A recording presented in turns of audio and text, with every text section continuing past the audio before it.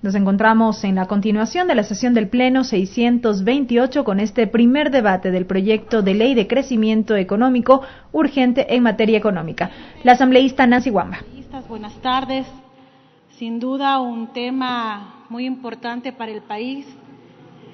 También hemos escuchado muy atentos las intervenciones de todos los compañeros asambleístas y también nos llama la atención al decir que esta ley, por supuesto, que debe tener ciertos puntos rescatables, pero no todo es correcto. No todo es cierto, compañeros legisladores. Estamos hablando de un proyecto de ley que atenta contra el patrimonio del Estado, contra los ciudadanos y ciudadanas de nuestro Ecuador. Ley que en su título dice claramente: Ley Orgánica para la Transparencia Fiscal, optimización del gasto tributario, fomento a la creación del empleo, afianzamiento de los sistemas monetario, financiero y manejo responsable de las finanzas públicas. Es tranquilizador y esperanzador, y cuando uno empieza a leer el proyecto, se pregunta por qué los artículos hacen exactamente lo contrario de lo que dice el título.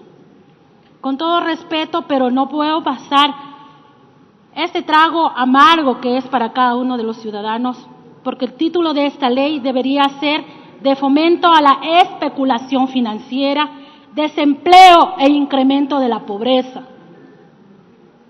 Esto digo porque no la he revisado solo yo, sino una serie de economistas de distintas líneas y pensamientos, y el criterio más diplomático ha colocado a esta ley como mala, porque tiene la cualidad de dejarle endeudado y sin camello al ciudadano. Explico por qué digo esto. La razón es que dentro del control de la política financiera, los banqueros, al privatizar la junta bancaria, pues en primera permite que los miembros sean los banqueros y sea a través de ellos mismos, de acuerdo al artículo 13 que textualmente dice: créase la Junta Política de Regulación y Estabilidad Financiera, parte de la función ejecutiva como una persona jurídica de derecho público, no financiera, con autonomía administrativa, presupuestaria y operativa, responsable de la formulación de la política y regulación financiera de seguros y valores. En otras palabras, el ratón cuidando el queso, pues aquí no se puede ser inocentes, y si es más que obvio que el dueño de los sectores económicos y de cualquier poder o de cualquier persona con poder en el Ecuador es regularse a sí mismo para poder hacer jugosos negocios sin importar si el camino se perjudica o no a los ciudadanos. Si ahora con el control supuestamente independiente no se dice nada sobre el caso GEA, por ejemplo, o poner otro ejemplo, la diferencia que existe entre las tasas de interés pasiva y la activa superan el 14% a octubre del 2019.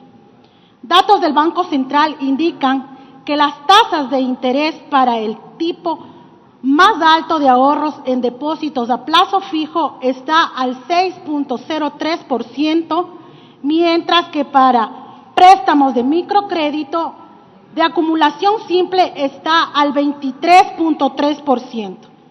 Esto tiene un sabor a usura, compañeros, por decirlo menos, y eso con control. Ahora pongámonos a pensar sin el control, o controlándose a sí mismo, solamente la participación de quienes tienen el poder económico en sus manos. ¡Viva la fiesta, pues! Porque encima duplican una competencia que es de la Superintendencia de Bancos. El segundo regalo para la banca privada es el que quitan en su primer competidor, que es la banca pública, pues se sacralizan las condiciones para la privatización del Banco del Pacífico, y el desfinanciamiento del banco del IES, es decir, el BIES, ya que le prohíbe a este organismo financiar al Estado, obligando a que ese dinero sea sacado del país a financiar el desarrollo de otros estados. Lo que me lleva a dos puntos más relativos a esta condición, que son la salida de divisas al debilitar candados como el impuesto a la salida de las divisas y a la construcción de un fondo de estabilización que no tiene sentido, pues estamos en una economía dolarizada. Y si de verdad la idea es darle un seguro a nuestra economía, sería preferible comprar oro a guardar petrodólares, impresos por los dueños de los bancos privados internacionales, porque la Reserva Federal de Estados Unidos solo tiene el nombre de federal. Todo esto lo que hace es contraer la masa monetaria y generar problemas de liquidez que podrían poner en riesgo a la dolarización. Y disculpen, colegas asambleístas, por ser de pronto mal pensada, pero no será de que no sabremos de qué se trata esto, si en realidad va a funcionar o no este proyecto de ley que nos propone. Porque en términos técnicos, con este tipo de políticas sería muy fácil inducir a una crisis, pues se retira la liquidez, se baja la masa monetaria y se detiene la velocidad del circulante al interior del país. El desempleo iría en aumento de manera exponencial, con la gente apretada con las deudas. No sería difícil decir, vamos a vender todos los bienes del Estado para financiar la producción y para siempre darse los créditos entre quienes, eso habría que preguntarse, y dejar a la clase media y pobre en el camino, porque como son tan buenas gentes, comprarían esas empresas mal hechas a precio de gallina enferma. Como la deuda es galopante, pues ahora ya se destina el 30% del presupuesto del Estado para el pago de la misma. Se volverá impagable, por supuesto, y dirán que el trabajo no crece porque no tenemos política monetaria, y eso solo se puede con moneda propia. Será por eso que el proyecto de ley en ningún lado menciona al dólar, sino que dice moneda de curso legal. Habría que hacerse esas preguntas, compañeros asambleístas. Lo peor de todo es que con una población sin trabajo, lo que sucede de manera general es que termina endeudándose o sobreendeudándose con tarjetas de crédito en el llamado proceso de bancarización. Una vez adoptada una moneda propia, sería cuestión de dar un par de devoluciones para que las deudas adquiridas en dólares se dupliquen, con la consiguiente sonrisa de los dueños de la banca, por supuesto, que obtendrán más dinero por cada devolución, reafirmando su vocación de realizar esto como un chulco institucionalizado. Es indignante que como buenas gentes, como gente que se queje, realizan una sucretización. Puede realizarse eso, o como se llame la moneda a la cual estén pensando, de la deuda al estilo de los 80, pasándole más pasivos al Estado, y especialmente el de los grandes, entre comillas, inversores, haciendo posible otro juego o otro negocio de especulación financiera. Además, aquí hemos dicho de los créditos educativos. Un minuto, asambleísta. Gracias. Creo que también la Comisión de Educación ha analizado una propuesta de ley precisamente para dar una solución a aquellos becarios, a aquellos jóvenes que se han endeudado para poder obtener sus maestrías, pero no precisamente es el problema. El problema, colegas asambleístas, es que no hay trabajo. El problema es el desempleo, compañeros.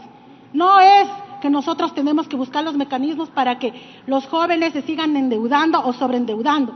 Hay que encontrar fuentes de empleo. Y esta ley realmente no apunta a ello, más bien al contrario.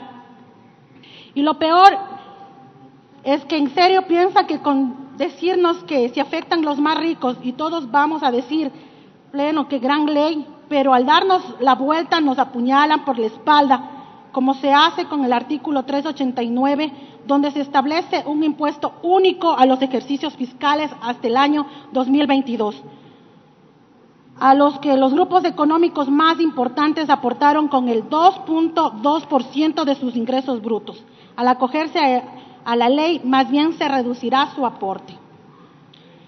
Aquí también debemos, compañeros, revisar las propuestas de varias organizaciones sociales, una de ellas la CONAIE, que es una alternativa precisamente a esta normativa. Y esto solo hablando de los regalitos de la banca, y como dije, nos dejan endeudados y sin trabajo. Así es que a pensar, compañeros asambleístas, y creo que la mejor manera sería archivar esta propuesta de ley y ver la alternativa de la cual nos está proponiendo, en este caso la CONAIE. Muchas gracias. Tiene la palabra el asambleísta Marcelo Simba.